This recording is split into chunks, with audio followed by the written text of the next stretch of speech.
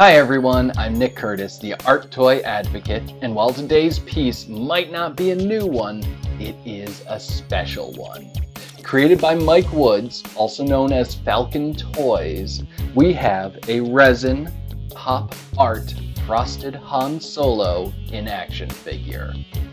Mimicking the look of the vintage Han Solo and Carbonite piece from Kenner's Star Wars release line, this piece parodies that figure, as well as the pop art movement, by mingling it with the look of the well-known Pop Tart pastry. The actual inspiration for this came from Woods buying different sprinkles for his gumball resin figure, which is when he found out that the colorful toppings that Kellogg's uses are not readily available, meaning he'd have to specially hand grind his own to mimic the look as authentically as possible.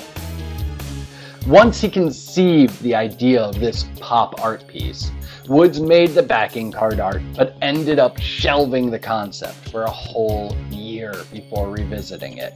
And thank God he did.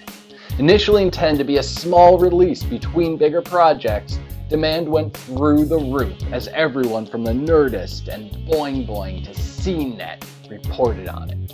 So what began as an intended edition of 15 sold out immediately and became a work of art that Woods would continue making throughout 2015. Now Woods estimates that there are roughly 70 of these pieces that he has actually made, with the ones after the initial release having a little color variance from the originals, but a bit more consistency. I can't speak too much about these later ones, as this copy is from the first batch produced. First and foremost, I love that this comes in a resealable plastic clamshell. This means you can remove the actual piece from the packaging to examine it more closely without having to damage the container.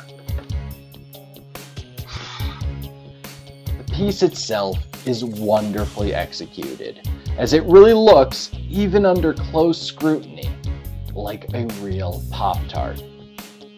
Woods achieved this by taking a Han Solo and Carbonite figure, trimming it down, and placing the edges of an actual Pop-Tart around it, polishing up the result with a bit of sculpting. From that original, Woods created a silicone mold, which he poured two different resins into, one for the frosting and one for the breading. Once the resin cured and could be removed from the mold, he added his hand-ground sprinkles. If it sounds like a lot of work, that's because it is. I really love the finished look of this work, and the packaging really completes the aesthetic. Especially the back of the card, which includes nutritional facts that are based on real Pop-Tarts. There is one minor downside of this handmade piece, which is that the reverse of the resin work is devoid of texturing, meaning that the mold was a one piece and had no sculptural backside to imbue.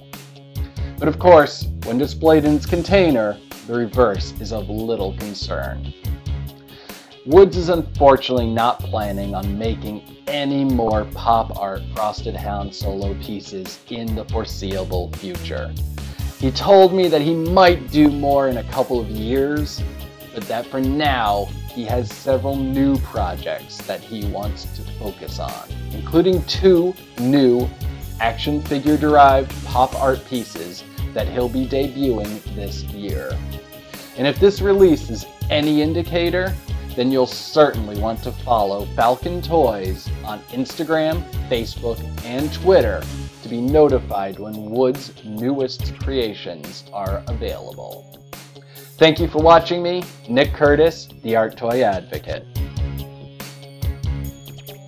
Do you agree with me? Disagree with me? Let me know your thoughts on Falcon Toys Pop Art Frosted Han Solo by commenting below, as well as liking or disliking this video on YouTube. And please remember to subscribe to the Co-Art Magazine YouTube channel to be kept up to date on my reviews.